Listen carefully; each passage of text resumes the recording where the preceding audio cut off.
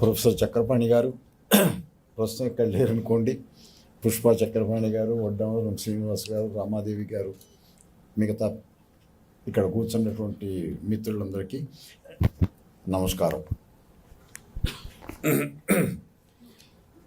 చాలా రోజుల తర్వాత నేను రిటైర్ అయ్యి 8 ఏళ్ళు అయింది.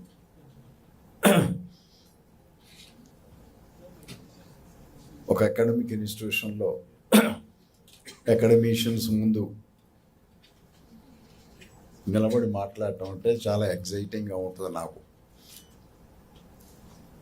నేను పాఠాలు చెప్పేటప్పుడు కూడా నా స్టూడెంట్స్ అంటారు, ఒక్కళ్ళు కూడా మేము బయటికి పోము సార్ అంటారు. అట్లా నేను చెప్పేవాడిని అని అంటుంటారు. ఇప్పుడప్పుడు ఫేస్బుక్లో గుర్తు చేసుకుంటూ ఉంటారు. అయితే నేను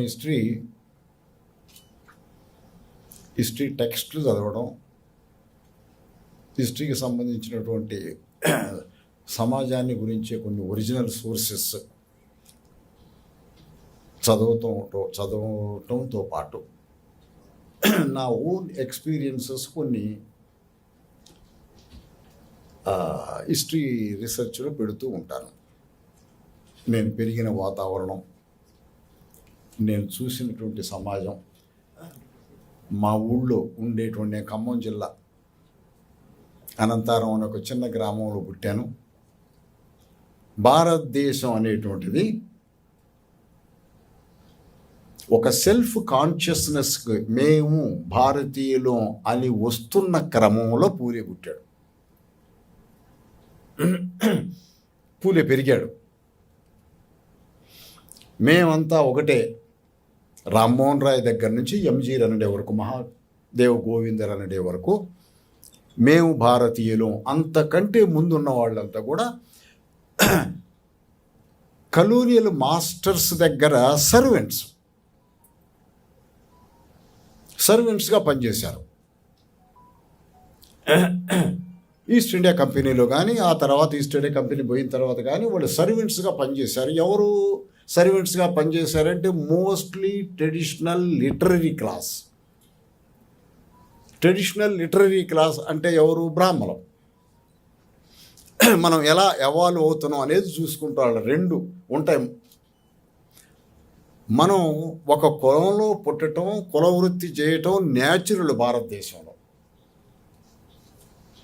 బ్రిటిష్ వాళ్ళు వచ్చి second half of 19th century వరకు నువ్వు ఏం పని చేస్తున్నావు అని అడగక్కర్లే, మీరు ఎవరయ్యా అని అడుగుతారు. మేము ఫలానా అని చెప్పేసి అంటే ఓహో ఏం పని చేస్తుండో తెలుసుగా, అది న్యాచురల్. కానీ లేట్ 19th centuryకి వచ్చిన తర్వాత ఎందుకో అందరికీ కూడా బ్రిటిష్ వాళ్ళు ఎక్కిరిస్తుండేవాళ్ళు. మీది ఏం దేశమయ్యా, మీ ఊళ్ళోనే పుట్టే, మీతోటే పెరిగా, అంటుకొని రా నువ్వు బయట ఉండు అనడం ఏంటది? ఇంకొకడు ఎవడో ఊళ్ళో రానియరు, ఏంటి మీరు అని చెప్పి వాళ్ళు అడుగుతుండేవాళ్ళు. అట్లా వీళ్ళకు కూడా సిగ్గు అనిపించింది. మేము భారతీయులము అని చెప్తున్నారు. ఇండియన్ అనేటువంటి మాట అప్పుడు ప్రచారంలోకి వచ్చింది. ఇండియన్ అనేటువంటి మాట, అంతకుముందు ఇండియన్ అనేటువంటి మాట ఏం లేదు. ఒకవేళ భారతీయులు అన్నా కూడా అప్పుడు ఏం అర్థం అవుతుందంటే కుల సమాజం అని అర్థం అవుతుంది. భారతీయులు అంటే కుల సమాజం. లండన్లో కూర్చున్నటువంటి కార్ల్ మార్క్స్ కూడా మన కమ్యూనిస్టులు అందరూ చెప్పరు, వాళ్ళకి తెలవదు వాస్తవంగా. భారతదేశం కుల సమాజం అని రాశాడు. ఆయన ఆర్టికల్స్ రాశాడు. బాగా శ్రద్ధగా భారతదేశాన్ని చదువుతూ ఉన్నాడు. 57 తర్వాత సిపాయిల తిరుగుబాటు తర్వాత ఆయనకి ఏదో శ్రద్ధ వచ్చింది. ఏంటి, వీళ్ళు కాముగా బానిసల్లాగా పడి ఉండేటువంటి భారతీయులు అంటే అది బ్రిటిష్ వాళ్ళు అక్కడ చెప్పింది ఏంటంటే వాళ్ళకి ఏం లేదు,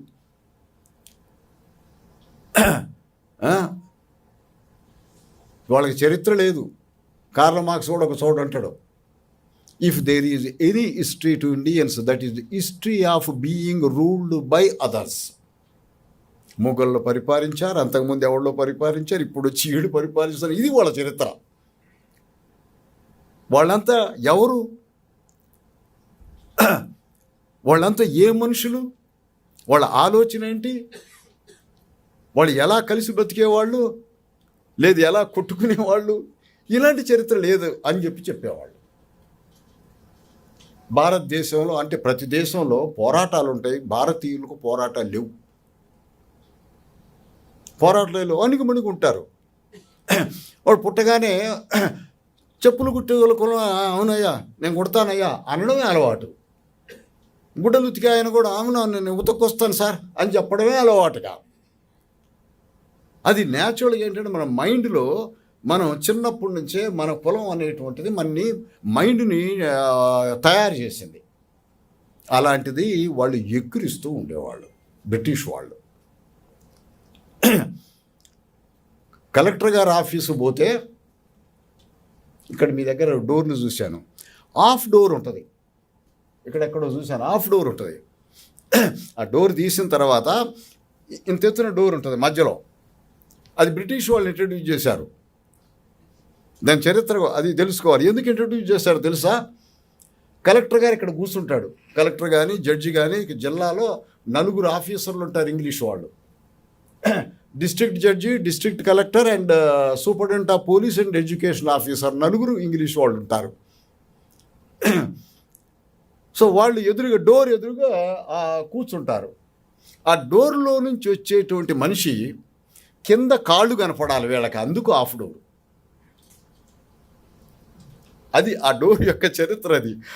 అది ఎందుకు చూస్తాడంటే కింద మోకాలు కాడ నుంచి కింద పంచ కనపడింది అనుకో, ఓహో వాడు ఇండియను, సర్లే తర్వాత రమ్మను అంటాడు అన్నమాట. సో అలా వీళ్ళు ఏం చేసేవాళ్ళు అంటే వాళ్ళని ఇమిటేట్ చేసుకుంటూ ఒకడు తమిళనాడులో మొట్టమొదటి ఒక సుబ్బారావు అనే అతను ప్యాంటు షర్టు కోటు కుట్టించుకొని షూ వేసుకున్నాడు. మన దేశంలో షూ కూడా లేదు. ఇప్పుడు ఫుల్ షూ అంటాం చూడండి, లేసుడు షూ అంటాం, షూ కట్టుకుంటాం, అది లేదు మనకి. నార్త్ ఇండియా వాళ్ళు హాఫ్ షూ వేసుకుంటారు చలికాలం, సౌత్ ఇండియా వాళ్ళు చెప్పులు వేసుకుంటారు.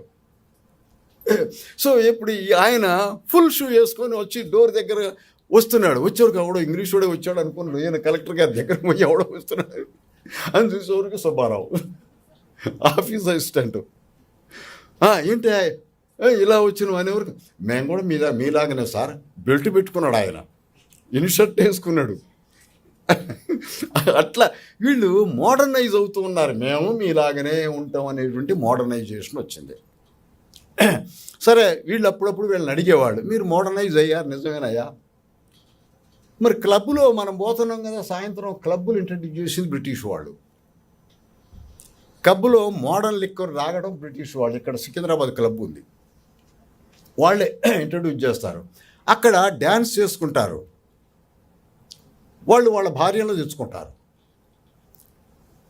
ఇండియన్స్ భార్యలు తీసుకోండి, వీళ్ళు పోతారు, వాళ్ళతో తాగడం, వాళ్ళతో కూర్చోవడం వీళ్ళకి సరదా అనమాట. మనం కూడా బ్రిటిష్ వాళ్ళమే, ఇమిటేషను, బ్రిటిష్ వాళ్ళలాగానే ఉండాలి మనం అని అక్కడ పోతారు. పోయిన తర్వాత వాళ్ళు అంటారు, నీ భార్య ఏదా, నువ్వు ఒక్కడే వచ్చినావు అంటే, మా వాళ్ళు రారు సార్, మా ఇండియన్స్ రారు అంటే, మరి మా వాళ్ళు వస్తారు కదా అంటే, మీ వాళ్ళు వస్తారు సార్, మా స్త్రీ పవిత్రమైనటువంటిది, అందరికి కనపడదు, పైన కొంగేసుకుంటుంది, ఎవరికి కనపడదు అని చెప్పేసి వీళ్ళు చెప్తుండేవాళ్ళు అనమాట. బ్రిటిష్ వాళ్ళు మొట్టమొదటి వచ్చి ఎవరిని చేసుకున్నారు అంటే, బ్రిటిష్ వాళ్ళు అక్కడి నుంచి వచ్చి ఇక్కడ ఉద్యోగం చేస్తే అది ఇన్ఫీరియర్, అక్కడ ఉద్యోగం దొరికి ఇక్కడ వచ్చి ఉండేది. వాడు ICS వచ్చినా సరే, అసలు సరైన ఉద్యోగం వచ్చేవాడు అక్కడే ఉంటాడు. వాడికి రాలేదంటే వాడు పనికిరాని వాడు పొమ్మని పంపించేవాళ్ళు, ఆడపిల్లలు ఇచ్చేవాళ్ళు కాదు.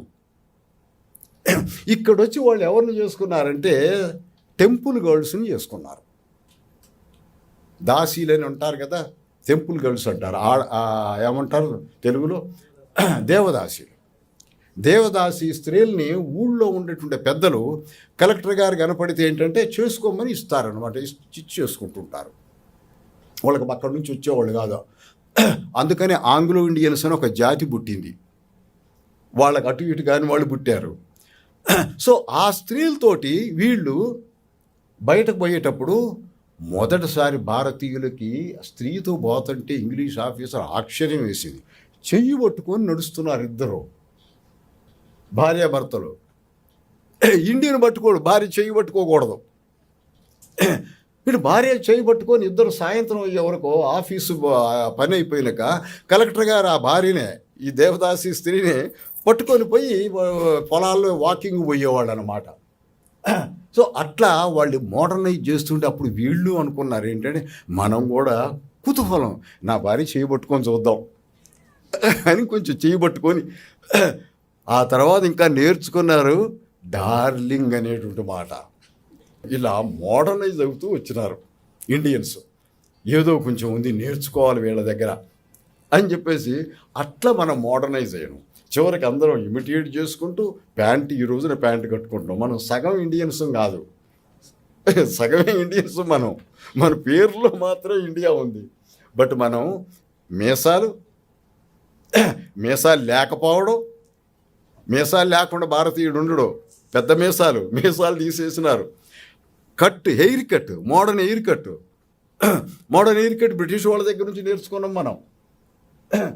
ప్యాంటు, ఇన్షర్ట్ వేసుకోవటం, షూ వేసుకోవటం, మొత్తం మనం బ్రిటిష్ వాల్యూస్ వెళ్ళిపోయినాం. అలాగే స్త్రీ కూడా. నేను ఒక పుస్తకం రాశాను, మ్యారేజ్, లవ్ అండ్ కాస్ట్ అని. స్త్రీలు కూడా అంత 12 గజాలు ఏదో అంటారు, 13 గజాల చీర ఉంటుంది, మొత్తం ఒంటి నిండా చుట్టుకుంటుందన్నమాట, పై దాకా పెద్ద చీర అలా ఉంటుంది. బ్రిటిష్ వాళ్ళ యొక్క ప్రభావం చేత మనం మోడర్నైజ్ అవుతూ ఉన్నాం. మరి ఇంత మోడర్నైజ్ అయిన మనం పూలే టైంలో, పూలే ఎంత చూస్తున్నాడు, ఎంజీ రన్నడే ఆయన గురు, మహాదేవ గోవింద రన్నడే గురు. వాళ్ళందరూ కూడా ఈ మార్పు కావాలి అని అంటున్నారు. రామ్మోహన్ రాయ్ దగ్గర నుండి మార్పు ఏంటంటే సతీ లేకపోవటం, సతీ ఉండకూడదనడం, మరి క్రూయల్ ప్రాక్టీస్ సతీ. ఆ తర్వాత చిన్నపిల్లలకు పెళ్లి చేయడం, ఆ భర్త మొదట్లో చచ్చిపోవడం, ఇంటి నుండి ఎక్కడ ఏ ఇంట్లోనైనా విడో లేని ఇల్లు ఉండేది కాదు. ఆ విడో మ్యారేజ్ని మళ్ళీ చేయాలనుకోవడం, లేదా ఎర్లీగా మ్యారేజ్ చేయకుండా పిల్లలు కొంచెం మరీ చిన్నవాళ్ళుగా పెళ్లి చేసేవరకు వాళ్ళు చనిపోవడం బాల్య వివాహాలతో, అలా కాకుండా ఇలాంటి మార్పులు తీసుకొస్తూ ఉన్నారు. అందులో పూలే బాగా ప్రభావితులు అయ్యాడు. అయిన పూలే ఒకసారి ఎంజీ రెనడే భార్య చనిపోతే, ఆయన 45 years ఎంతో ఉంటాయి, 12 ఏళ్ల అమ్మాయిని పెళ్లి చేసుకున్నాడు. అప్పుడు పూలేకి నచ్చలే. నువ్వు విడో రీమ్యారేజ్ కావాలంటున్నావు, నీ భార్య చనిపోతే ఇంకో విడోని చేసుకో. 30 ఏళ్ళలో 35 ఏళ్ళలో ఉన్నటువంటి స్త్రీని నువ్వు పెళ్లి చేసుకో, చిన్నపిల్లని పెళ్లి చేసుకోవటం ఏంటి, హిపోక్రసీ ఉంది అనుకున్నాడు ఆయన. మన జాతీయవాదంలో హిపోక్రసీ ఉంది. కులం వద్దు అనేటువంటి మాట జాతీయవాదం బ్రహ్మాండంగా ముందుకు తీసుకొచ్చింది. ఎందుకంటే బ్రిటిష్ వాళ్ళ కోసం చెప్పింది, మేము కులం లేకుండా ఉంటాం అని చెప్పింది. కానీ కులంలోనే పెళ్లి చేసుకుంటున్నారు, స్త్రీని బయటకు తీసుకురావటంలా. ఇది హిపోక్రసీ ఉంది అనేటువంటిది పూలే దాన్ని గమనించి వాళ్ళతో డిఫర్ అయ్యాడనమాట. తన భార్యని చదివించాడు, బయటకు తీసుకొచ్చాడు, అందరితో కలిపాడు. అలా కొత్త ఉద్యమం అనేటువంటిది తీసుకొచ్చాడు. జాతీయవాదాలు భారతదేశంలో 4 ఉంటాయి. ఒకటి మోడర్నైజేషన్, మనమంతా మోడర్నైజ్ అవుతున్నాం. మోడర్నైజ్ అయ్యేటువంటి క్రమంలో మేము హిందువులమే అనేటువంటిది హిందూ జాతీయవాదం ఒకటి ఉంది. ఈరోజు అంటారు యాక్చువల్గా బ్రిటిష్ వాళ్ళు, మేమంతా హిందువులం అంతా వేరే ఉంటాం, అదే పద్ధతిలో మాట్లాడుతూ ఉంటారు. ఇంకో జాతీయం ఏంటంటే అందరం కలిసిపోవాలి అనేటువంటిది రామ్మోహన్ రాయ్ దగ్గర నుంచి మహాత్మా గాంధీ వరకు చెప్పినటువంటిది జాతీయవాదం. దాని సెక్యులర్ జాతీయవాదం అనొచ్చు. అలాగే పూలే ఫౌండేషన్ చేసిన జాతీయవాదం ఏమిటి అంటే నేషనలిజం ఫ్రమ్ బిలో, కింద నుంచి పైకి నేషనలిజం. మీరంతా బ్రాహ్మలు, మనం అందరం ఒకటి అని చెప్తున్నారు, అట్లా కాదు, కింద వాళ్ళని కూడా కలుపుకోండి. మీలో మార్పు రావాలి, మీ భార్యను మంచిగా చూడాలి, మీరు భార్యను బయటకు తీసుకొని రావాలి, మీరు మిగతా వాళ్ళని ఇల్ట్రీట్ చేయకూడదు.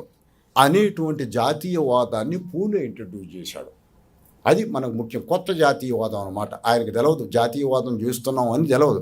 జాతీయవాదం అనేటిది ఇంకా ఫుల్ ఫ్లెడ్జ్డ్గా రాలే. అది తర్వాత వచ్చింది. ఆయన 89లోనే చనిపోయాడు. 85లో కాంగ్రెస్ వచ్చింది. 85లో అప్పుడు వీళ్ళు మేమంతా ఒకటే, కాంగ్రెస్ ఐడియాలజీ, మాకు స్వాతంత్రం కావాలా, మీరు మమ్మల్ని దోపిడీ చేశారనేటువంటి సిద్ధాంతం తీసుకొని రావడం జరిగిందనమాట. అప్పుడు ఆ టైంలో ఈ పూలే అనేటువంటి వాడు మీరు చెప్పేది బాగానే ఉంది కానీ బట్ హైరార్కీని కింద వాళ్ళగానే చూస్తున్నారు అని ఆయన కుంభి, మరాఠీ, గులాము, అంటరానివాడు వీళ్ళందరిని గురించి వీళ్ళ బ్రతికేంటి, వీళ్ళని మీరు సమానంగా చూస్తారా అనడం.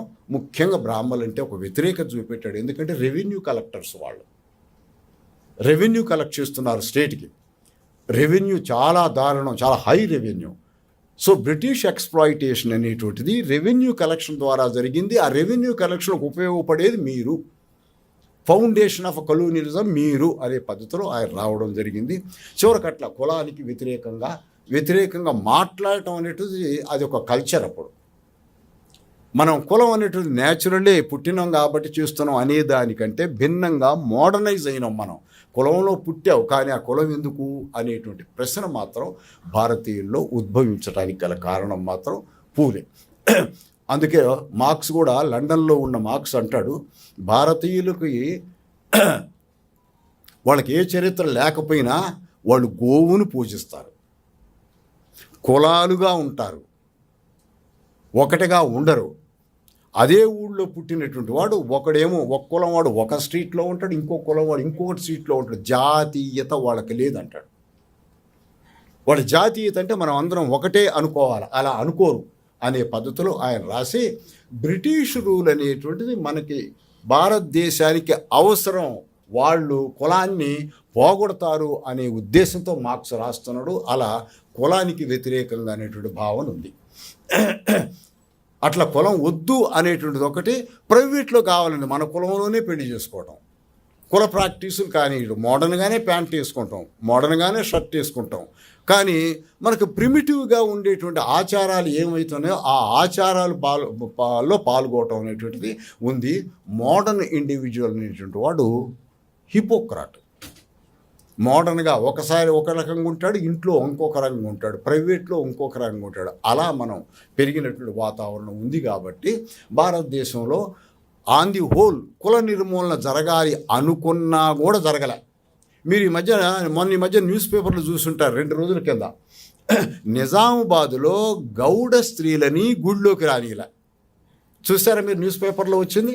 గౌడ స్త్రీలు అంటే ఈరోజు వాళ్ళు ఐఏఎస్ వాళ్ళు ఉన్నారు, మినిస్టర్లు ఉన్నారు, ఎంపీలు ఉన్నారు. అలాంటి డెవలప్డ్ కులం కాకపోతే బ్యాక్వర్డ్ కాస్ట్ లిస్ట్లో వాళ్ళు ఉన్నారు. అలాంటి స్త్రీలని గుడిలోకి రానిలే. మరి ఎంత కులం ఉంది మన దగ్గర చూడండి. ఇంత చదువుకున్నాం, ఇంత మోడర్నైజ్ అయినప్పటికీ చూడండి కులం ఎలా ఉంటుందో. అంతేకాదు రెడ్డి అనే మాట మిడివల్ పీరియడ్లో ఉందా? లేదు. రెడ్డి అనేటువంటి టైటిల్ని మోడర్న్ పీరియడ్లోనే తగ్గించుకున్నాడు. మనం అందరం ఒకటే అంటాడు. నువ్వెవరయ్యా అంటే నేను వెంకటరెడ్డిని అంటాడు. వెంకయ్య అనడం ఇష్టంలే, వాడితో కలిసినట్టు అయింది. చూడు సపరేట్ చేసుకోవాలనుకుంటాడు. ఓహో ఈయన వెంకటరెడ్డి అనడా అని చెప్పేసి ఆయన శాస్త్రి, శర్మ ఇవన్నీ మోడర్నే. అందరం తెలుగు వాళ్ళు అందరం ఏం పేరు ఉండదు, పుల్లయ్య, వెంకయ్య, మల్లయ్య, అయ్యలు కాస్త చూడు మన మోడర్న్ పీరియడ్లో ఏమైనా శాస్త్రులు కొంతమంది అయ్యారు, మూర్తులు కొంతమంది అయ్యారు, రెడ్లు కొంతమంది అయ్యారు, ఆర్య వయసులు కొంతమంది అయ్యారు. ఆర్య అంటారు. వీళ్ళని చూసిన తర్వాత ఏమైంది, చౌదరీలు అయ్యారు. ఇట్లా చూడండి మనం ఎట్లా చేసాము చూడండి. మనం ఒక పక్క కులం లేదని అంటూనే ఉంటాం. కులం చూడండి మనలో మోడర్నైజేషన్లో అంతర్భాగం అయింది కులం. కానీ ఒక అదృష్టం అని చెప్పాలి వాస్తవంగా. మనకి పూలే ట్రెడిషన్లో పూలే భావజాలాన్ని, పూలే కులాన్ని పోవలేదు, మీరు అబద్ధం ఆడుతున్నారు, మీరు దొంగలు, మీరు కులాన్ని ఫాలో అవుతున్నారని తిట్టి అసలు కులం లేకుండా ఉంటాలా. మన జాతి భారతీయులు అంటే ఏంటంటే మీ పై ఉన్నోళ్ళకి భారతీయులు కాదు, కింద ఉన్నవాళ్ళు కూడా భారతీయులే అనేది మీరు తీసుకురాలేదు అని జాతీయవాదుల మీద ఆయన తిరుగుబాటు అది. అలాగే స్త్రీ కూడా, భార్య కూడా చదువుకోవాలా. చిన్నపిల్లల్ని 13 ఏళ్ళకి పెళ్లి చేసుకున్నాడు ఆయన. పెళ్లి చేసుకుని భార్యను స్కూల్కి పంపించాడు. స్కూల్కి పంపించి అప్పుడు 10th అనుకుంటాను, స్కూల్ ఫైనల్ పాస్ అయింది. ఈయన స్కూల్ ఫైనల్ పాస్ అయ్యాడు. స్కూల్ ఫైనల్ పాస్ అవ్వడం అంటే అప్పుడు సామాన్యం కాదు, అది PhD చేసినంత కష్టం. అలాంటి వాళ్ళని తీసుకొచ్చి ఆయనతో ఎడ్యుకేట్ చేయించడం, ఇలాంటివన్నీ కూడా ఒక హిపోక్రసీ లేనటువంటి మనిషి. ఎలా కనపడతాడు పూలే? డ్రెస్ ఎలా కనపడుతుంది? ప్యాంటు షర్ట్ కనపడతాం, ఇండియన్ లాగానే కనపడతాడు. పైన కట్టుకుంటాడు పెద్ద ఒక ఎలా ట్రెడిషనల్ ఇండియాలో ఏంటి, ఒక పంచ కట్టుకుంటాడు, మళ్ళీ పంచ తలగుడ్డ, 2 పంచలు ఉంటాయి, మధ్యలో పొడుగాటి చొక్క. శివాజీ డ్రెస్ చూడండి, అది ట్రెడిషనల్ ఇండియన్ డ్రెస్. అది అలాంటి డ్రెస్సే ఆయన మెయింటైన్ చేశాడు. తెలిసి అట్లా చదువు చెప్పడం ఇలాంటివన్నీ కూడా ఒక కొత్త ట్రెడిషన్ని, కులం లేదు అని మీరు అంటున్నారు, నేను సంతోషిస్తా. లేనితనాన్ని మీరు ఫాలో అవ్వట్లేదు, అది హిపోక్రసీ అని వాళ్ళతో పోరాటం చేసిండు. కాబట్టి అంబేద్కర్ వచ్చే వరకు ఆ హిపోక్రసీని పొలిటికల్గా తీసుకొచ్చాడు, పూలే కల్చరల్గా తీసుకొచ్చాడు. అంబేద్కర్ దాన్ని పొలిటికల్ ఇష్యూ చేశాడు, ఎందుకంటే అప్పుడు పాలిటిక్స్ వచ్చింది. 1920 తర్వాత మహాత్మా గాంధీ ఎంటర్ అయిన తర్వాత నేషనల్ మూవ్మెంట్ పొలిటికల్ మూవ్మెంట్గా మహాత్మా గాంధీ మార్చాడు. మనం అందరం కలిసిపోవాలి అనేటువంటి దాన్ని తీసుకొచ్చాడు. అందరూ దాన్ని అప్రిషియేట్ చేసినారు. పూలే అంబేద్కర్ ఆ కాస్ట్ అనేటువంటిది ఉండడం అని ఆయన ప్రశ్నిస్తూ కాస్ట్ మీద రాస్తూ ఉండేటువంటి వాడు. అలా కులం అనేటువంటి దాన్ని డిబేట్లోకి తీసుకొచ్చాడు. మీరు లేదన్నా సరే నేను డిబేట్లో పెట్టాడు.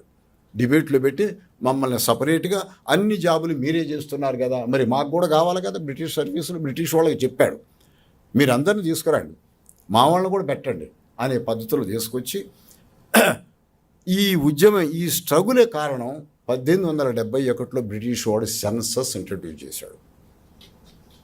ఎవడు అభివృద్ధి చెందినవాడు, ఎవడు కాదు, ఎవడు గవర్నమెంట్ వల్ల లాభపడ్డాడు, ఎవడు పడలేదు, ఊళ్ళో ఏం పని చేస్తున్నాడు, కుల వృత్తులు ఎంతమంది చేస్తున్నారని కులాల సెన్సస్ తీసుకున్నారు వాళ్ళు. సెన్సస్ అంటే మనిషి కుల సెన్స్తో పాటు కులం, నీ కులం ఏంటి, ఏ పని చేస్తావు, నీ ఎక్కడ ఉంటావు, నీ ఇల్లు ఎలా ఉంది అనేటువంటిది తీసుకొచ్చారు. అది ఇంట్రడ్యూస్, అది చాలా గొప్ప ఇన్వెన్షన్. 1931 వరకు బ్రహ్మాండంగా 31లో మన సౌత్ ఇండియాలో 31 బ్రాహ్మణ కులాలు ఉంటాయి. 31 బ్రాహ్మణ కులాలు. ఆ కులాలకు కూడా ఒకరికొకరు పడదు. 31 తర్వాత బ్రాహ్మణులు అనేది ఒక కులంగా ఆయన పెళ్లి చేసుకోవడం మొదలుపెట్టారు. ఏ కులం, ఏ బ్రాహ్మణ అయితే లేని, అలా ఒక్కొక్కళ్ళు అంత అన్నారు. శూద్రుల్లో ఎన్నో రకాల కులాలు. ఇవన్నీ కూడా కల్చరల్గా మార్పు వచ్చింది కొంత. మనం అందరం కూడా మారాలనుకుని బ్రాహ్మణులందరూ కూడా మనం బ్రాహ్మణమే, ఎందుకు ఇదంతా అని చెప్పేసి అనుకునేవాడు. కానీ ఇండియన్ నేషనల్ కాంగ్రెస్లో ప్రతి డిసెంబర్లో ఇండియన్ నేషనల్ కాంగ్రెస్ అవుద్ది. ప్రధానంగా ఎక్కువ మంది ఉండేవాళ్ళు బ్రాహ్మణులు. ఆ బ్రాహ్మణులు అక్కడ వేరే వండుకొని తింటారు, మిగతా వాళ్ళతో కలిసి తినరు. అది గాంధీ వాళ్ళని తిట్టాడు. మనం ఒకటంటున్నాం కదా, మనం అట్లా మాంసం కూర ఉండొద్దు, ఎప్పుడు వండుకోం, మనం వెజిటేరియన్ ఫుడ్డేనా, అందరం కలిసి ఎందుకు వండుకోం అని సౌత్ ఇండియా బ్రాహ్మణ్స్ తిట్టేవాడు గాంధీ. మీరు ఆ బుద్ధి బాగోలేదు ఇంకా అని చెప్పేసి తిడుతూ ఉండేవాడు. అట్లా మనందరం కూడా కులాన్ని వెనక తీసుకురావడం, కులాన్ని అలాగే పెట్టుకోవడం. కొంతమంది చెప్పకపోయేవాళ్ళు, కులం ఎందుకులే అని చెప్పేసి కొంతమంది చెప్పకపోయేవాళ్ళు. అంబేద్కర్ పూలు ఏం చేశారంటే అది ఉంది కాబట్టి మనం చెప్పాలి అనే డిబేట్ చేసుకొచ్చినారన్నమాట. ఆ సెన్సస్ ద్వారా గవర్నమెంట్ బయట పెట్టింది, వీళ్ళు చేసుకొచ్చినారు. అదృష్టం బాగుండి 1935లోనే అంబేద్కరు మాకు రిజర్వేషన్ కావాలి అనడం, షెడ్యూల్ కాస్ట్, షెడ్యూల్ ట్రైబ్ అనేటువంటి మాట ఇండియన్ కాన్స్టిట్యూషన్ ఇవ్వలే. 1935 యాక్ట్ బ్రిటిష్ వాళ్ళు ఈ 2 కేటగిరీని గుర్తించారు. Scheduled cost and schedule tribe అని 2 మాటలను వాళ్ళు అక్కడ ఉపయోగించారు. 1937లో ఎలక్షన్స్ అయినప్పుడు అంబేద్కర్ వాళ్ళ బేస్ మీద పోటీ చేసి 11 సీట్లు గెలిచాడు, ప్రచారం చేశాడు. ఈ అంబేద్కర్ పూలే తర్వాత పెరియారు, అంతకంటే ముందు నారాయణగూడు కేరళలో, వీళ్ళందరూ కూడా మనలో ఉండేటి మనం మోడర్నైజ్ అవుతున్నప్పుడు లేదంటూనే ఫాలో అవుతాం. నా భార్య సమానమే అంటాం, కాదంటాం. వీడు నా కులపోడు కాదు అని అంటాం, మళ్ళీ అవునులే అందరం ఒకటే అంటాం. ఇలా హిపోక్రసీ మోడర్నిటీలో మన అందరికీ మనకు తెలవకుండా హిపోక్రసీ మనం పెరిగిన కలోనియల్ పీరియడ్లో బయట ఒకటి చెప్పాల్సి వచ్చింది, లోపల ఒకటే. 10 మందికి ఒకటి చెప్తాం, ఇంకొకటి చేస్తాం. అలాంటి హిపోక్రసీని బయట పెట్టారు వీళ్ళు. మీరు ఉండదలుచుకుంటే ఉండండి, కాస్త లేదు అని ఎందుకు చెప్తున్నారు మీరు అనేటువంటి అటాక్ చేయడం మూలంగా అంబేద్కర్ యొక్క కాంట్రిబ్యూషన్ని దృష్టిలో పెట్టుకొని డిబేట్ చేశాడు. ఈ డిబేట్ చేసి గెలిచే వరకు అప్పుడు అర్థమైంది ఏంటంటే జవహర్లాల్ నెహ్రూకి, మహాత్మా గాంధీకి ఏమైందంటే వాళ్ళ పాయింట్లో మీనింగ్ ఉందని భారతీయులు గమనిస్తున్నారు అనుకున్నారు.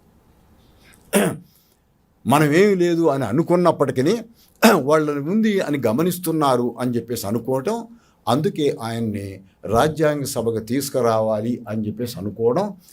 అంబేద్కర్ ఇంట్రడ్యూస్ చేసిన టర్మ్ జస్టిస్, న్యాయపరంగా ఉండాలి, న్యాయంతో కూడి ఉండాలి అనే మాటే Jawaharlal Nehru constituent assembly inaugural అడ్రస్లో జస్టిస్, ఎకనామిక్, సోషల్, పొలిటికల్ అనేటువంటిది మాట్లాడాడు. అది మన ప్రియాంబుల్లో ఎంటర్ అయింది. ఇప్పుడు ప్రియాంబుల్లో ఉంటుంది, మీరు చూడండి. అంటే సోషల్ జస్టిస్ అంటే అందరం కులం లేకుండా కలిసి ఉండాలి. ఎకనామిక్ జస్టిస్ అంటే మన వెల్త్లో ప్రపోర్షనేట్గా మిగతా వాళ్ళందరికీ ఉందా, షేర్ లేదా, అది చూడాలి. పొలిటికల్ జస్టిస్ అంటే రిప్రజెంటేటివ్ ఇన్స్టిట్యూషన్స్లో వాళ్ళు కూడా, మిగతా వాళ్ళు కూడా ఉన్నారా లేరా అని. దగ్గర 130 కులాలు మన దగ్గరనే. వాళ్ళకి రాజ్యాంగ సభ తెలవదు, విలేజ్ పంచాయతీ కూడా తెలవదు ఇప్పుడు. అలా అంటే ఇన్నాళ్ళు 75 సంవత్సరాల తర్వాత కూడా భారత రాజ్యాంగం అమలు అయిన తర్వాత కూడా మనం కులాన్ని పోగొట్టుకోలేకపోయినాం. కులం అంత తొందరగా పోదు. కులం ఎందుకు పోవాలి అంటే ఒక అప్రెస్డ్ కమ్యూనిటీ వాళ్ళు అన్నట్టుగా నేను అన్నాం, మాకు పోకపోతే ఎట్ట సార్, మేము తక్కువ కదా అని చెప్పేసి కాదు. మొత్తం భారతీయులు స్పిరిట్ ఆఫ్ ద నేషనలిజం ఏమిటి అంటే మనం నేషన్ అవ్వాలి. ఆ నేషన్ అవ్వడానికి కులం అడ్డం వచ్చింది. మనం నేషన్ కాదు, మనం జాతి కాదు. ఇంగ్లీష్ వాడు జాతి, ఫ్రెంచ్ వాడు జాతి, మనం జాతి కాలే. ఎందుకు అంటే మనకు మన్ని భాషలు విడదీసినాయి, మతాలు విడదీసినాయి, కులాలు విడదీసినాయి. కానీ మనం ఏమంటాం, నేషనల్ మూవ్మెంట్ అంటాం. మన ఆబ్జెక్టివ్ ఏంటి? ఫ్రీడమ్ మూవ్మెంట్ కాదు. ఫ్రీడమ్ మూవ్మెంటే, freedom from British. But why freedom from British? To become a nation. మనం నేషన్ అవ్వలే. రాజ్యాంగం అన్నది ఏంటంటే నేషన్ అవ్వాలి మనం అనేది రాజ్యాంగం యొక్క స్పిరిట్. మనం ఇప్పుడు నేషన్ కాదు, రాజ్యాంగం చెప్పినట్టుగా నేషన్ అవ్వాలి. నేషన్ అవ్వడానికి మనకు అడ్డం వచ్చింది కులం కాబట్టి 35లో వాళ్ళు ఇచ్చినటువంటి షెడ్యూల్డ్ కాస్ట్, షెడ్యూల్డ్ ట్రైబ్ అనేటువంటి దాన్ని మేము ఒప్పుకుంటాం అని రాజ్యాంగ సభలో అన్నాడు. అంబేద్కర్ అంటాడు. డ్రాఫ్టింగ్ కమిటీలో కూర్చొని మాట్లాడుతున్నారు. 7 బ్రాహ్మణులు ఉన్నారు డ్రాఫ్టింగ్ కమిటీలో. ఈయన ఒక్కడే షెడ్యూల్డ్ కాస్ట్. ఐ థింక్ 4-5 శూద్రులు ఉన్నారు. మొట్టమొదట మాట్లాడేటప్పుడు వాళ్ళు ఏమంటారా అని వింటాడు. ఆయన తర్వాత చెప్తాడు, నాకు రాజ్యాంగ సభలో పోవటం ఎందుకంటే 35లో నేను తెచ్చుకున్న షెడ్యూల్ కాస్ట్ అనేదాన్ని కంటిన్యూ చేయట అనేది నా ఉద్దేశం. కాబట్టి అది రక్షించుకుందామని నేను పోతే కూర్చొని మాట్లాడుతున్నప్పుడు ఆ బ్రాహ్మణులందరూ అన్నారట, 7 బ్రాహ్మణులు, మనము ఈ కులం పోగొట్టాలి అంటే షెడ్యూల్డ్ కాస్ట్ కేటగిరీ వాళ్ళు పెట్టారు బ్రిటిష్ వాళ్ళు, దాన్ని మనం కంటిన్యూ చెయ్యాలి అని అనుకున్నారట. అప్పుడు ఆయనకి అమ్మ వీళ్ళకి ఆ మాత్రం ఎన్లైటన్మెంట్ ఉంది అని చెప్పేసి అనుకొని ఇక మనస్ఫూర్తిగా అందులో నేను భాగస్వామ్యం తీసుకున్నాను అన్నాడు. Scheduled cost and scheduled tribe అనే 2 కేటగిరీలు ఉంచుదాం అని చెప్పేసి అన్నారు. అది ఆయన ప్రధానమైన ఉద్దేశం. ఆ ఉద్దేశం ఇక నేను ఫైట్ చేయక్కర్లే అని ఫుల్ ఎనర్జీ అంతా కూడా మొత్తం రాజ్యాంగం మీద పెట్టడం జరిగింది. ఆ రాజ్యాంగంలో ఒక్కొక్క కమిటీ, షెడ్యూల్డ్ కాస్ట్ కమిటీ ఒకటి, మైనారిటీ కమిటీ ఒకటి. ఆ మైనారిటీ కమిటీలోనే ఈ స్త్రీలు కూడా వస్తారు. సో అట్లా వేరియస్ కమిటీలు పెట్టినప్పుడు ఆ కమిటీలందరూ కూడా రిపోర్టు తయారు చేసి ఈయనకి ఇస్తారు. దాన్ని సారాంశాన్ని ఆయన పాయింట్గా తయారు చేసి మళ్ళీ వీళ్ళకి ఇస్తాడు. వాళ్ళు చదివిన తర్వాత ఇగో ఇలా కాదు ఇలా అంటారు. చివరికి దాన్ని ఆర్టికల్ ఫామ్లో ఆయన ఫార్ములేట్ చేస్తాడు. అట్లా కలిసి చేయడం మొదలుపెట్టింది. సో కాబట్టి అల్టిమేట్గా ఏంటంటే మనం నేషన్ అవ్వాల. కానీ ఇక ప్రాక్టికల్ సైడ్ చూద్దాం. సో ఇప్పుడు మనం అనుకున్న మొన్ననే గౌడ స్త్రీలనే టెంపుల్లోకి రానియలేదు అనేటిది మన ఖచ్చితంగా మన అందరిలో కులం ఉంది అనేటువంటిది. భారతదేశం ఇప్పుడు 2025లో కూడా కుల సమాజం అని అర్థమవుతుంది. కులరహిత సమాజం గాల. ఎక్కువ మంది పెళ్ళి కులంలోనే చేసుకుంటాం, కులాలు ప్రాక్టీస్ చేస్తూ ఉంటాం. సో కాబట్టి కుల సమాజం అని ఉంది. ఇది కుల సమాజంగా మరి డెమోక్రసీ ఎలక్టోరల్ సిస్టమ్ కదా, అది ఎందుకు ఉండాలి అని అంటే నెహ్రూ చాలా ప్రాక్టికల్ పాలిటీషియను, రాడికల్ పాలిటీషియను, సోషలిస్ట్ పాలిటీషియను, మంచి మేధావి. ఆయన నెహ్రూ రాసినంత రైటింగు, ఆ స్కాలర్షిప్ ఇప్పుడు ఎవరికి లేదు. భగవద్గీత మీద రాశాడు, మీరు చదవండి ఎంత స్కాలర్షిప్ ఉంటుందో. లెనిన్ మీద రాశాడు, లెనిన్తో ప్రభావితం అయ్యాడు, రష్యన్ రెవల్యూషన్ నడిపించాడు లెనిన్తో. ఖురాన్ మీద రాశాడు, ఇప్పుడు ఉన్న వాళ్ళందరూ తిడుతూ ఉంటారు. సో అలా ఒక సిద్ధాంత ప్రతిమ ప్రకారంగానే ఆయన రాజ్యాంగంలో రాజ్యాంగాన్ని అంబేద్కర్ చెప్పేటువంటి కులరహిత సమాజం కోసం పోవడానికి ఆయన ఒప్పుకున్నాడు. చూడు, అంటే కొన్ని సమస్యలు ఉంటాయి. ఇందిరాగాంధీ పెళ్లి చేసుకుంటుంది ఫిరోజ్ని, ఆయనకి ఇష్టం లేదు, చెప్పింది తండ్రికి. వాళ్ళిద్దరు లండన్ పోయి, తల్లి చచ్చిపోయినప్పుడు స్విట్జర్లాండ్ పోయి, అక్కడి నుంచి లండన్ పోయి, లండన్ నుంచి అప్పుడు వరల్డ్ వార్ నడుస్తుంటే ఇండియన్ ఓషన్ నుంచి చుట్టూ తిరిగి వచ్చారు ఇద్దరు. ఓ 10-15 రోజులు పట్టింది. అక్కడెక్కడ ఒక ఐలాండ్లో ఇద్దరు కలిసి ఒక హోటల్లో ఉన్నారు. వాళ్ళు అన్నారు, మీరు అని అడిగారు. మేము ఇండియన్స్ ఉండటానికి వీల్లేదు అన్నారు. పోండి, వాడు హిట్లర్ బతకనేడు, మీరు పోండి అన్నారు. అట్లా వాళ్ళు కలిసిపోయినారు పెళ్లి కంటే ముందు. కలిసి చివరికి మద్రాసు వచ్చినారు. మద్రాసులో 2-3 రోజులు ఉన్నారు. ఇంటికి పోయిన తర్వాత, అలహాబాద్ పోయిన తర్వాత ఆయన తండ్రికి చెప్పింది, నాన్న నేను ఫిరోజ్ని పెళ్లి చేసుకుంటా అన్నది. కమలా నెహ్రూ చనిపోయే ముందు స్విట్జర్లాండ్లో ఒక మాట చెప్పాలరా నీకు రా అని చెప్పి ఆయన చెవులు చెప్పింది, ఈ పిల్ల వాడెంట తిరుగుతుంది, వాడిని పెళ్లి చేసుకోకుండా చూడని చెప్పింది ఫిరోజ్తో. ఆయనకు అడ్డం వచ్చింది, నేను నమ్మను కదా, నేను ఎట్లా అని గాంధీ మీద పెట్టి, అమ్మ మనకి పెద్ద దిక్కు మా గాంధీ కదమ్మా, ఆయన దగ్గరకు పో, ఆయనకు చెప్పు, ఆయన బ్లెస్సింగ్ తీసుకోము అని అన్నాడు. అని ఎవరికి గాంధీ దగ్గరకు పోయింది. ఆయన ఇక్కడ ఉన్నాడు నాగపూర్లో ఆశ్రమంలో. పోయింది అక్కడికి. పోయిన తర్వాత ఏంటమ్మా అని చెప్పేసి అంటే, నానా నీకు మాట చెప్పమన్నాడు అన్నది. ఏంటమ్మా అంటే, నేను పెళ్లి చేసుకుంటాను అన్నది. అప్పుడే ఆయనకు అర్థమైంది. ఎవరిని చేసుకుంటానో అన్నది. ఫిరోజ్ని. ఆయనకి ఇష్టం లేదు కాబట్టి అది నా మీద నెట్టిండు అని నాకు అర్థమైంది. అర్థమై చూడు మనం ఎంత హిపోక్రటిక్గా ఉంటాం అని. ఎందుకమ్మా మరి ఆయన పెళ్ళి ఎందుకు చేసుకోవడం అంటే, లవ్ అన్నది. లవ్వా అని ఎవరికి? అయితే నాకు ఈ లవ్ ఏంటో తెలుసుకోవాలని కోరికగా ఉందమ్మా, నువ్వు పెళ్లి చేసుకో, కానీ ఆయనతోటి సంబంధం పెట్టుకోకుండా ఉంటే నేను అది లవ్ అంటానమ్మా అన్నాడు.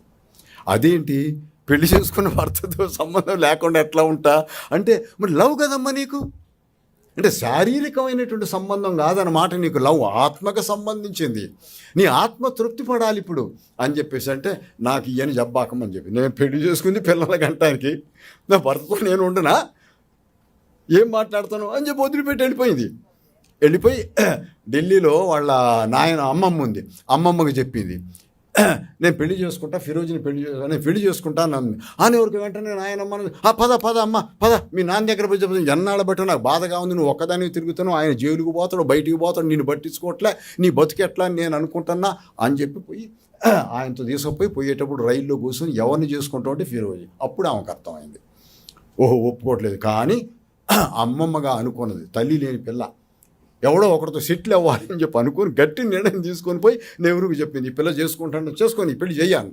పెళ్లి చేసిన తర్వాత నేను నెహ్రూ పేపర్లో చూసిన థౌజండ్స్ ఆఫ్ టెలిగ్రాములు, నువ్వు బ్రాహ్మడివి, కాశ్మీర్ పండితువి, వాడు పార్సీ వాడిని ఎట్లా పెళ్లి చేసినావు, నువ్వు కులానికి విద్రోహం చేసినావు. 43 42 43 చూడండి మనం ఎంత హిపోక్రసీ. ఆయన ఒక్కడు కాదు, మొత్తం బ్రాహ్మణ సమాజం అంతా కూడా ఆయనకి టెలిగ్రాములన్నీ నేను చూశాను, ఆయన ఫైల్లో పెట్టాడు అన్నీ.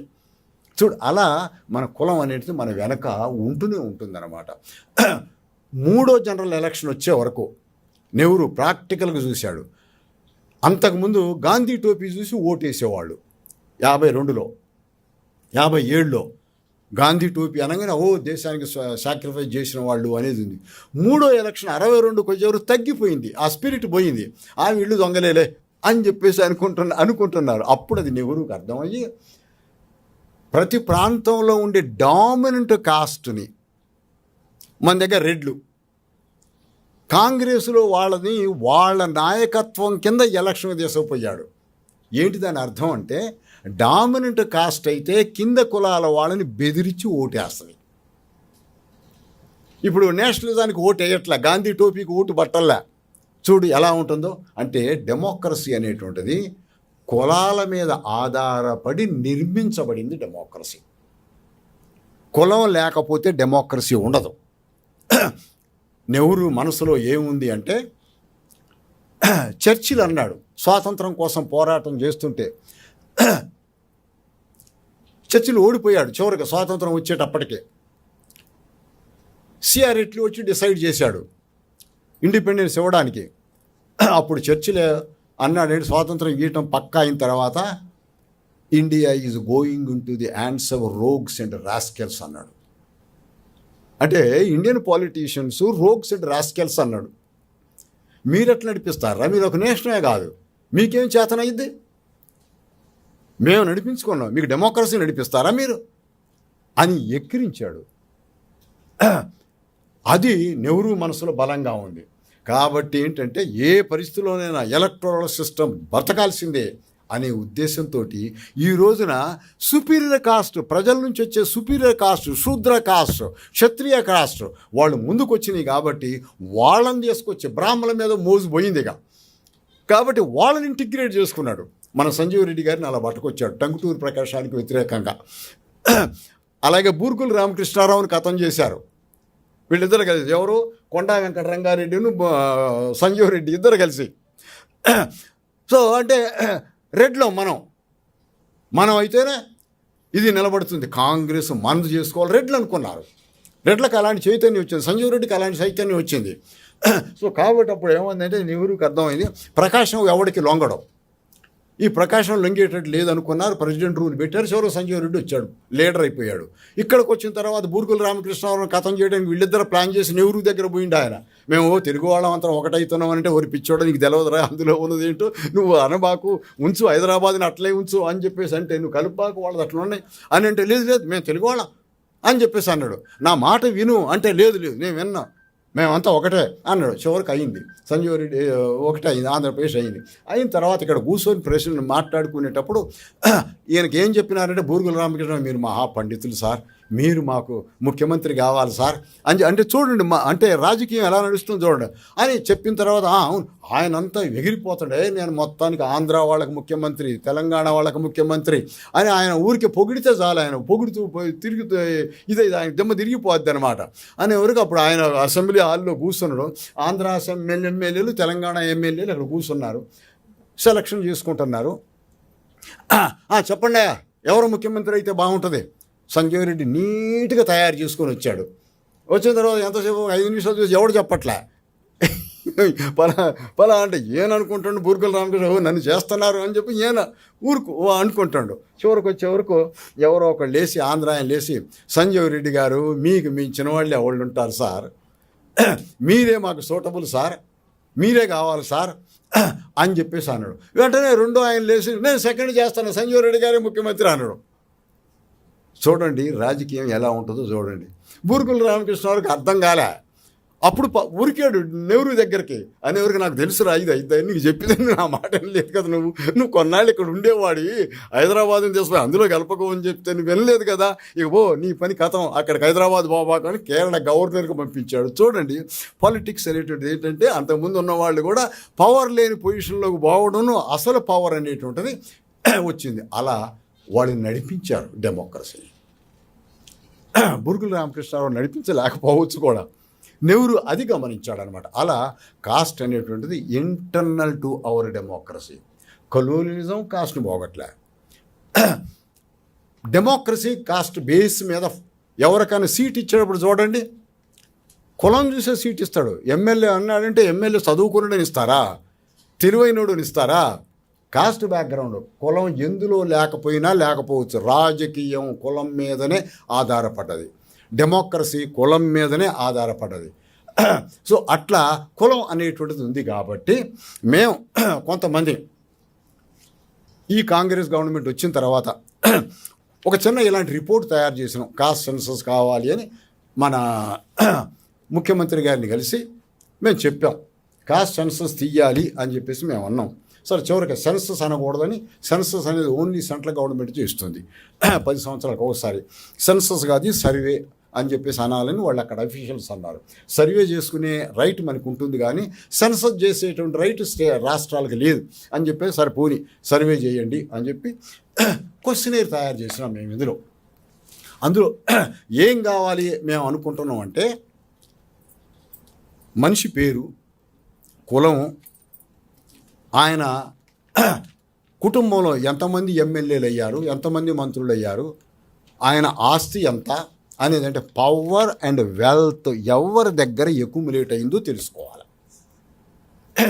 అది economic justice and political justice.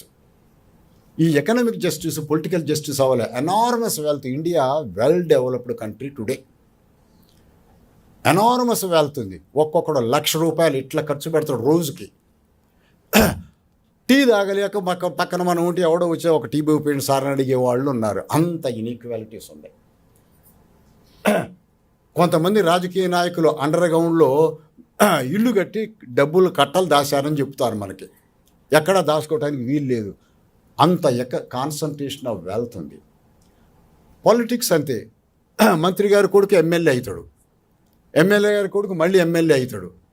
అది ఒక ఫ్యామిలీ, కులమే కాకుండా ఫ్యామిలీలోనే ఉంది.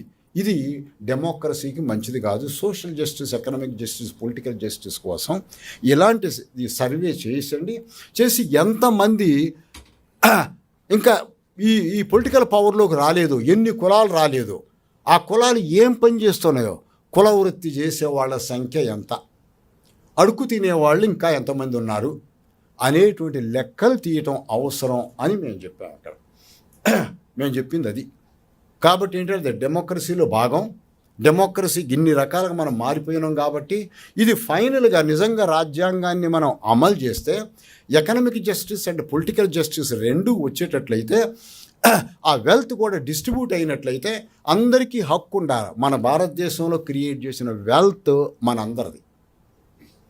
మనందరికి అందులో షేర్ ఉండాలి. అలాగే పొలిటికల్ పవరు డెమోక్రటిక్ పవర్. ఇది మన జాతి ఆధారంగానో, కులం ఆధారంగానో, ఫ్యామిలీ ఆధారంగానో రాజులు అయ్యేటువంటి భారతదేశం కాదు ఇప్పుడు ఇది.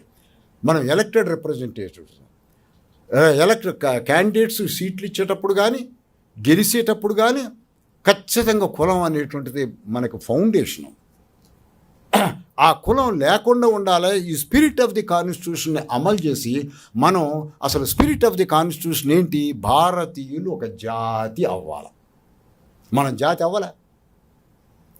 ఆ స్పిరిట్ని దృష్టిలో పెట్టుకుని మీరు జాతి అవ్వండి, మనం అందరం ఒకటే అని చెప్పేసి మనం రుజువు చేసుకుందాం. అమెరికా పోయి కుల సంఘాలు పెట్టుకున్నారు. అమెరికాలో కుల సంఘాలు ఉంటాయి. వాళ్ళందరూ నవ్వుతారు. మరి మీరందరూ ఇండియన్స్ కాదండి. ఇండియన్స్ సార్, మేము వేరు సార్, మేము డిఫరెంట్, మేము సుపీరియర్. వాడంతా వాడు పిచ్చోడు, మాకెంత పని చేసేవాడు అక్కడ చెప్పుతాం. యూనివర్సిటీల్లో విపరీతమైన డిస్క్రిమినేషన్ అమెరికాలో. ఇంకెప్పుడు మనం నేర్చుకుంటాం? ఎప్పుడు స్పిరిట్ ఆఫ్ ది నేషన్. ఇక్కడ అంబేద్కర్, పూలే ఒక్కళ్ళే కాదు, గాంధీ, నెహ్రూలు కూడా నేషన్ అనేటువంటి చెయ్యాలి, కుల నిర్మూలన జరగాలి అనేటువంటి వాళ్ళ ఉద్దేశం. అది మనం చేయాల్సిన అవసరం ఉంది. ఎందుకంటే మనం అందరం కలిసి మేము భారతీయులం అన్నాం. భారతీయులం అవ్వలే, మనం భారతీయులు అవ్వాలి అనేటువంటి ఉద్దేశంతో ఆ రాజ్యాంగంలో ఉన్న స్పిరిట్నే మేము ప్రభుత్వం దృష్టికి తీసుకురావడం జరిగింది. ఆ ప్రభుత్వం సర్వే చేయించింది. ఏం సర్వే చేయించారో మాకు తెలియదు. సర్వే చేయించమని మేము అడిగినాం కదా, ఒక 6 మంది ఇది కూర్చొని ఎంత క్వశ్చన్ ఉంది ఇందులో, ఏం క్వశ్చన్లు అడగాలి అనేటువంటిది కూడా మేము రాసాం. ఇట్లా ఈ క్వశ్చన్లని మీరు అడగండి, ఆన్సర్లు చేసి అన్నీ తీసుకురండి, అప్పుడు మనం చెప్పుదాం ఏ కులం ఆయన ఏ ఆధిపత్యంలో ఉన్నాడు, ఏ కులం ఆయనకి ఫ్యాక్టరీలు ఇండస్ట్రీలు భూములు ఉన్నాయి, ఏ కులం వాడికి ఏమీ లేకుండా ఉన్నాడు అనేది తెలుసుకోవటం రాజ్యాంగమైన స్పిరిట్ తోటే. ఇంకొక కులాన్ని అవహేళన చేయడం కానీ లేకపోతే వ్యతిరేకించడం కాదు. రాజ్యాంగంలో మనం రాసుకున్నాం, అదే అక్కడ అదృష్టం. రాజ్యాంగం చెప్పిందని మనం మాట్లాడేటువంటి స్వేచ్ఛ ఈరోజు మనకు ఉంది. ఏంటంటే అంత ప్రోగ్రెసివ్ కాన్స్టిట్యూషన్ అది. ఆ కాన్స్టిట్యూషన్ ప్రాక్టికల్గా నేను నెహ్రూ రిఫరెన్స్ ఎందుకు ఇచ్చానంటే, నెహ్రూకు సాధ్యం కాలేదు అమలు చేయడం, కానీ డెమోక్రసీని చూపించాలి బ్రిటిష్ వాళ్ళకి. అగో మేము ఉన్నాం చూడు, మా ఎలక్ట్రల్ సిస్టమ్ నడిచింది చూడు అని చెప్పుకోవాలి. కాబట్టి బలమైన కులం నడిపిస్తుంది గెలుస్తుంది అనుకుంటే రాని అని చెప్పి తీసుకొచ్చాడు. కులాలు అనేటువంటి దాన్ని కులాల బేసిస్ మీద డెమోక్రసీకి కూడా ఫౌండేషన్ కాస్టే. కాస్ట్ లేకపోతే డెమోక్రసీ ఉండేది కాదు, నిజం కొట్టుకొని చచ్చేవాడు కూడా. ఈ సుపీరియర్ కాస్ట్ అనేటువంటి ఏంటంటే ఒక ఎన్ఫోర్స్ చేసినాయి, అథారిటీని ఎన్ఫోర్స్ చేసినాయి. అరే రారా ఓటే అని చెప్పేసి ఓటేశారు మొదట్లో. లిబరలైజేషన్ వచ్చిన తర్వాత వీళ్ళు కూడా తెలివి మీద ఓటే పో అన్నారు. అయితే 1,00,000 రూపాయలు తీసుకోరా అని డబ్బులు ఇచ్చి కొంటుకుంటున్నారు. మొదట్లో డబ్బులు కొనలే, కులం మీద చెప్పి ఏంటని ఎందుకు రావు అని గద్దించి తీసుకుపోయి ఓటేసేవారు, నిలబట్టి ఓటేశారు. ఇప్పుడు డబ్బులు ఇవ్వడం మొదలుపెట్టారు. ఇప్పుడు వచ్చే వరకు లేటెస్ట్గా ఏమవుతుందంటే వాళ్ళు ఓటర్కి వీళ్ళకి తిరిగి వచ్చింది, వీళ్ళలో చైతన్యం వచ్చింది. ఆ చైతన్యాన్ని మనం దృష్టిలో పెట్టుకొని ప్రజాస్వామ్యాన్ని నిర్మించాలి. ఓటేసేవాళ్ళు మీరు మామూలు సింపుల్ ఒక స్త్రీ పెద్ద ఆమె దగ్గర పోయి అడగండి, ఏమ్మా డబ్బులు తీసుకుని, నేను అడిగాను సర్వే చేసేటప్పుడు, ఏమ్మా నువ్వు డబ్బులు తీసుకున్నావట? తీసుకున్నానయ్యా. ఎవరు ఇచ్చారు అంటే వీళ్ళు బీజేపీ వాళ్ళు ఇచ్చారయ్యా. మరి అంటే బీజేపీ వాళ్ళకి ఏంటి వేస్తున్నాను అందుకు చెప్తాను నేను, డబ్బులు తీసుకుంటే ఓటేస్తావా? చూడు ఎంత తెలివి ఉందో చూడండి ఆ ముసలామికి. మరి తర్వాత ఏంటమ్మా అంటే వాళ్ళు రావద్దు, టీఆర్ఎస్ వాళ్ళు ఇవ్వాలిగా. తీసుకుంటావాడు, తీసుకోకపోతే వాడు అసలు దగ్గరికే రానేను, డబ్బులు ఇవ్వాల్సిందే. మరి కాంగ్రెస్ వాడు ఇవ్వాల్సిందే. మరి అదేంటమ్మా తప్పు కాదండి. ఏం తప్పు సార్, వాడు కోట్లు సంపాదిస్తాడు సార్ గెలిచేవాడు. చూడండి కింద తెలివి ఎలా ఉందో. కాబట్టి నాకు అవకాశం దొరికింది, నలుగురు దగ్గర డబ్బులు తీసుకొని నా ఇష్టం వచ్చినప్పుడు ఓటేస్తా. చూడండి డబ్బులు తీసుకొని ఓటే అంటే అదేంటమ్మా నీకు టీఆర్ఎస్ ఇష్టం కాదు? లేదు నాకెవడు ఇష్టం లేదు సార్.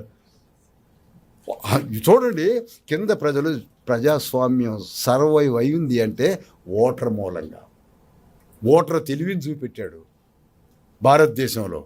వాడి తెలివితోటే ఓటేస్తున్నాడు, వాళ్ళు ఆలోచించే ఓటేస్తున్నాడు. డబ్బులు తీసుకొని డబ్బులు హక్కే అంటాడు. ఎందుకంటే నువ్వు సంపాదిస్తావు, నువ్వు సేవ చేయట్లే. నువ్వు తీసుకునే డబ్బు నాకేముంది 5 ఏళ్ళకి ఒక్కసారి అడుగుతానంటే, ఏదో వాడొక 2 ఏళ్ళు ఈడొక 3 ఏళ్ళు ఇస్తే నేను బతుకుతా అని అందరూ అడగడం. డబ్బులు ఇవ్వకపోతే ఓటేయట్లు. ఇప్పుడు ఎవడో మాకు సేవ చేసేది ఏమి లేదు అని చెప్పేసి అంటున్నారు. కానీ ఎవడకు కావాలనో వాళ్ళు తెచ్చుకుంటున్నారు. మీరు చూడండి ఎలక్షన్ సిస్టంలో చూడండి, ఇందిరాగాంధీ అథారిటేరియన్ బిహేవ్ చేస్తే ఎమర్జెన్సీలో కామన్ పీపుల్ ఏమైనా జైల్లో పెట్టింది, పెద్ద పెద్ద నాయకుల్ని జైల్లో పెట్టింది. కామన్ పీపుల్ ఏమి నష్టపడలే, ఇంకా రైళ్లు మంచిగా నడిచినాయి, ఆఫీసులు పోతే పనులు నడిచినాయి. అయినా ఓటర్ ఇందిరాగాంధీని ఓడించిండు. జైల్లో పెట్టడం తప్పు, వాడు నష్టపడలే. కానీ నాయకుడు ఉండాలా, డెమోక్రసీ ఉండాలి. చూడండి ఎంత మెచ్యూర్లో ఓటర్. చూడండి బ్రహ్మాండమైన 75 ఏళ్లలో బ్రహ్మాండమైన మెచ్యూరిటీ డెమోక్రసీలో. ఓటర్ తెలివైన వాడు. వీళ్ళు గవర్నమెంట్ నడిపి ఇట్లా కొట్టుకొని వస్తున్నారు. తర్వాత ఎమర్జెన్సీ తర్వాత ఎలక్షన్ పోయితే ఇందిరాగాంధీ మళ్ళీ వచ్చింది. మళ్ళీ నువ్వే దిక్కమ్మా వెదలుగా పాలనే రావటం లేదని చెప్పి తీసుకురాలే. చూడండి మీరు ప్రజల దగ్గర పోయి ఇది బీజేపీ కమ్యూనల్ పార్టీ అనండి, వాళ్ళు ఏమనరు. కమ్యూనల్ సెక్యులరిజం వాళ్ళ భాష కాదు, మన భాష అది. ఎవడు పని చేస్తాడో వాళ్ళు వింటారు. ఖమ్మం ఏరియాలో భద్రాచలం బీజేపీ వాళ్ళు పోయి రాముడు గుడి కట్టించినాం, ఆమెమో మాకు ఓటు వేయాలన్నారు. భద్రాచలం అక్కడ బాగా పాపులర్ మాకు ఖమ్మంలో. మేము రాముడు గుడి కట్టించినాం కదా, మీరందరూ ఓటు వేయాలని చెప్పారు. నువ్వు ఎందుకు గుడి కట్టించినావు అంటే నీకు రాముడి మీద భక్తి లేదా? రాముడు నీ కోసం కట్టి లేదా మా కోసం కట్టించినవాను? నీకు వద్దా రాముడు దేవుడు వద్దా నీకు? వాళ్ళకి దేవుడు కావాలా, రాముడు కావాలా, రాముడిని సొంతంగా నావాడు అని జేబులు వేసుకుంటే ఊరుకోట్లా. చూడండి ఎంత తెలివి ఉందో చూడండి సామాన్య ప్రజలకే. కాబట్టి అలాంటి ప్రజలకి పలానా వాడి చేతిలో అధికారం ఉంది, పలానా వాడి చేతిలో డబ్బు ఉంది, మిగతా వాడి చేతిలో లేదు అనేటువంటి ప్రజాస్వామికమైనటువంటి ఇష్యూ మనం డైరెక్ట్గా ప్రజల దగ్గర పోయి తెలుసుకొని మనం చెప్పొద్దు. మనం ఇప్పుడు చెప్పొద్దు పలానా వాడు దొంగ, వాడే రాజకీయం చేశాడు, కులాలను తిట్టొద్దు. మనం ఈ నిజాన్ని ప్రజలకు ప్రచారం చేయాల్సిన అవసరం మన మీద ఉంది అనే ఉద్దేశంతో మేము సర్వే కావాలి అని మేము అడిగినాం. రకరకాలుగా ప్రభుత్వం భయం ఉంది. టీఆర్ఎస్ గవర్నమెంట్ సర్వే చేసింది, బయటపెట్టలా. మరి టీఆర్ఎస్ వాళ్ళు చేయలేదు, మీరు పెట్టరాదండి అనేది వీడు బయటపెట్టట్లా. అంటే అంత ఇష్యూలు అందులో ఉన్నాయన్నమాట. పూర్తిగా డబ్బు, అధికారం కొన్ని కులాల చేతుల్లో ఉంది. బయట పెడితే బ్రతకం అనేటువంటి భయం వాళ్ళకు ఉంది. ఇది ఎంత సర్వే ఎలా చేశారో తెలియదు, ఎవరు చేస్తున్నారో తెలియదు, రహస్యం చేసి ఈ సర్వేని చదవడం కోసం జస్టిస్ సుదర్శన్ రెడ్డి గారిని తీసుకొచ్చాడు. ఆయన సంబంధమే లేదు ఇందులో. కంచాయిలయ్య మాటే మాట్లాడలే, కంచాయిలయ్య అందులో మెంబరు.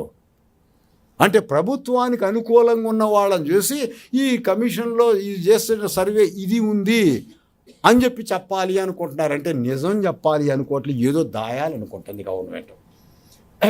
ప్రజలకు తెలియజేయాలి, ప్రజాస్వామ్యం ఇది. ప్రజలు తెలియదు పలానా చేతులు అధికారం ఎన్ని ఎన్ని ఎన్ని ఎన్ని 52 నుండి ఇప్పటికో ఎంతమంది మంత్రులు ఒక కులం నుంచి అయ్యారు, ఎంతమంది అసలు వాళ్ళకి విలేజ్ పంచాయతీ కూడా తెలవని వాళ్ళు ఎంతమంది ఉన్నారు, ఎంతమంది అడుక్కు తింటున్నారు, భూములు ఎవరి చేతిలో ఉన్నాయి, ఫ్యాక్టరీలు ఎవరి చేతిలో ఉన్నాయి, యూనివర్సిటీలు ఎవరి చేతిలో ఉన్నాయి, కార్పొరేషన్లు ఎవరి చేతిలో ఉన్నాయి, ఇవన్నీ కూడా మనం తెలుసుకోవాల్సిన అవసరం. డొట్టి డెమోక్రటిక్ స్పిరిట్, అది పొలిటికల్ స్పిరిట్ కాదు, ఇది పాలిటిక్స్కి సంబంధించింది కాదు ఇది. కాబట్టి ఈ సర్వే చేయాలి అని చెప్పి అంటున్నాం. అది ఎంపవర్మెంట్ తీస్తుంది. ఏంటంటే అప్పుడు ప్రజల ముందు పెడతాం. ఇప్పటికే ప్రజల బ్రహ్మాండమైన తెలివి ఉంది. వాడు డబ్బుల కోసం ఎమ్మెల్యే అయిండు అని అంటున్నారు, తిడతారు.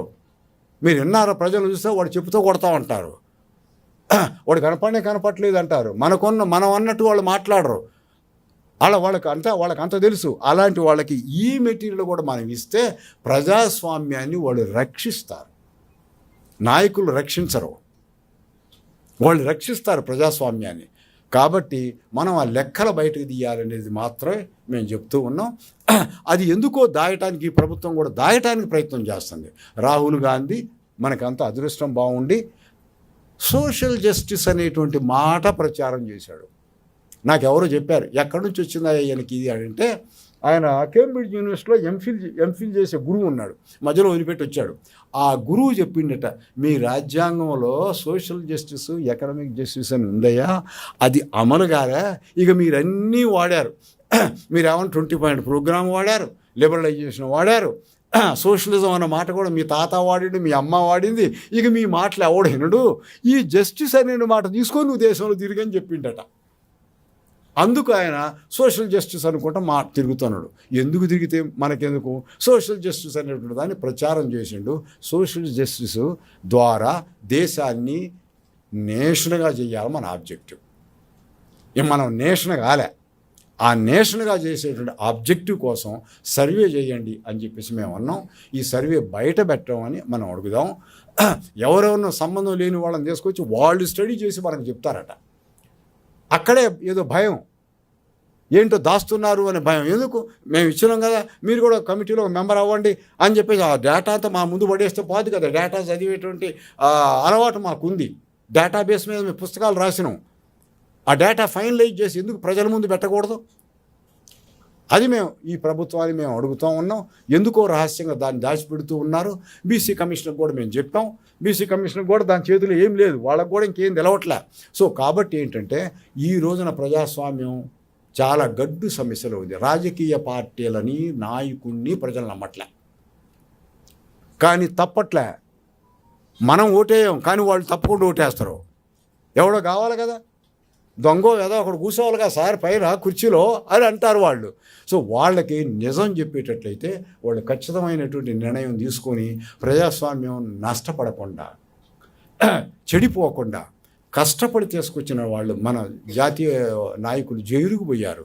అలాంటి వాళ్ళ స్ఫూర్తితోటి ఒక జాతిగా మనం ఎదిగి ప్రజాస్వామ్యాన్ని రక్షించుకోవాలనే ఉద్దేశంతో మాత్రమే ఈ క్యాస్ట్ సర్వే తీసుకొస్తున్నాం. అదే వాళ్ళని ఎంపవర్ చేయాలి. ఎవరైతే ఎంపవర్మెంట్లో లేరో వాళ్ళని ఎంపవర్ చేసి ప్రజాస్వామ్యాన్ని రక్షిస్తాం అనేటువంటి మా ఉద్దేశంతో మేము ఇవన్నీ చేసాం. Thank you very much for